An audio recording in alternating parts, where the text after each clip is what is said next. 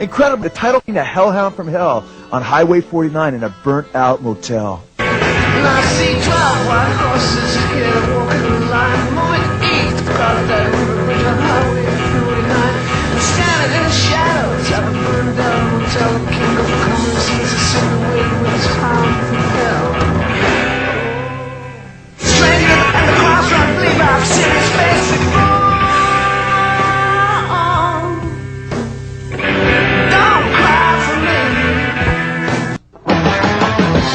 The rock group Led Zeppelin came crashing down after the sudden and unexpected death of their drummer, John Bonham.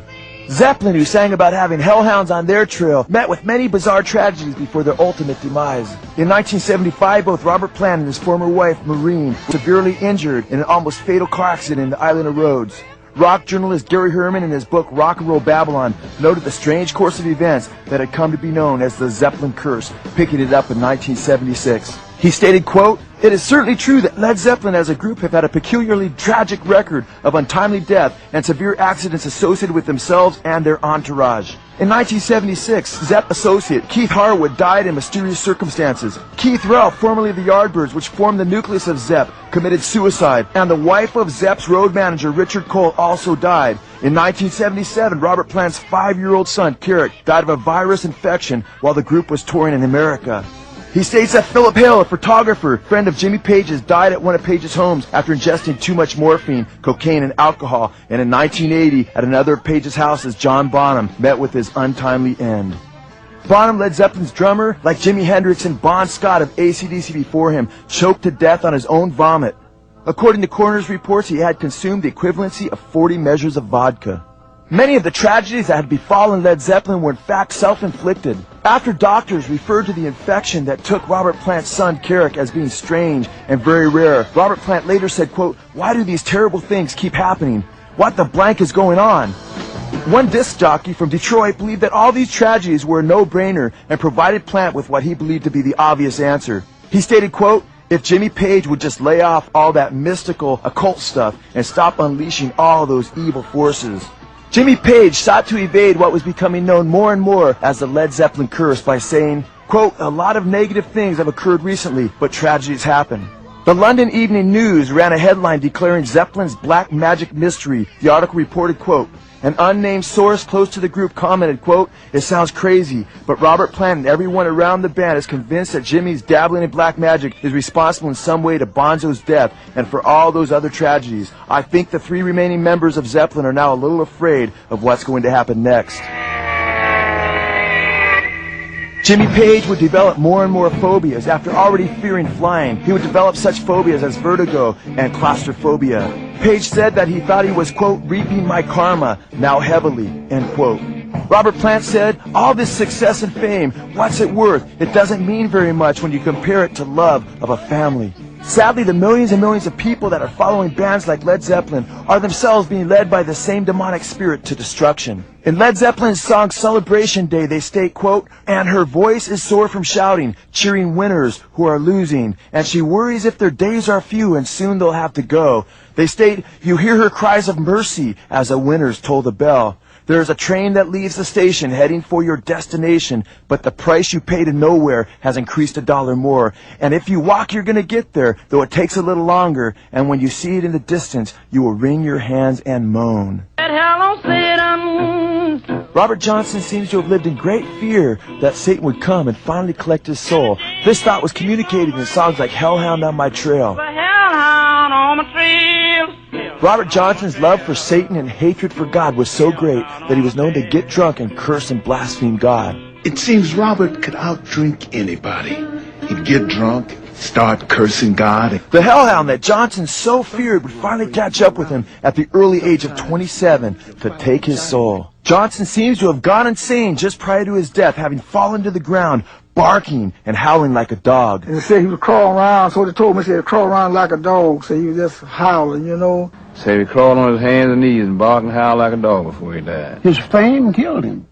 Robert Johnson, the father of rock and roll's death, epitomized the paradigm that would be found throughout rock and roll history with sorcery and an early death syndrome.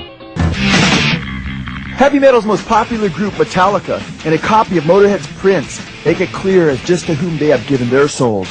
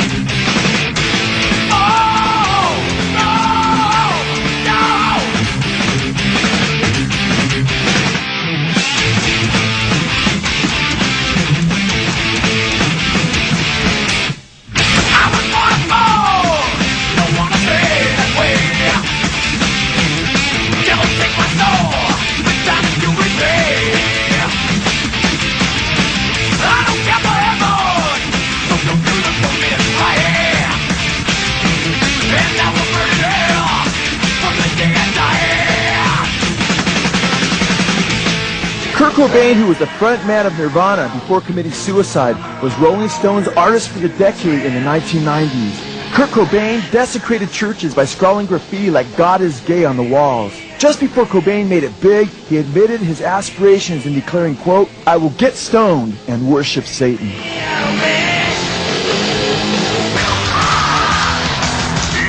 Brian Warner, who became Marilyn Manson, described himself as a weakling, a worm who craved acceptance by his peers.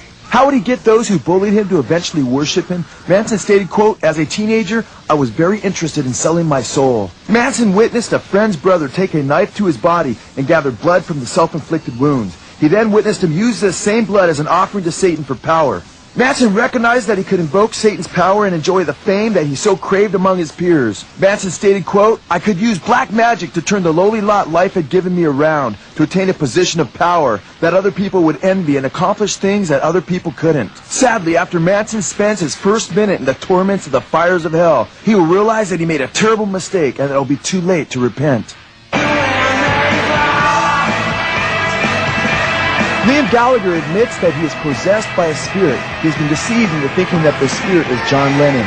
Noel Gallagher of Oasis says, quote, "If the devil popped up now and said, it's a choice, music or relationships, be it mother, girlfriend, even Liam, I'd sign on the dotted line." The Grateful Dead, who were first called the Warlocks before they changed their name, make it quite clear as to whose puppets they are. In the song Friend of the Devil, the Dead sing about borrowing from Satan and, quote, "A friend of the devil is a friend of mine," and they talk about being trailed by 20 hounds. In their song Hell in a Bucket, they declare, quote, "I may be going to hell, but at least I'm enjoying the ride."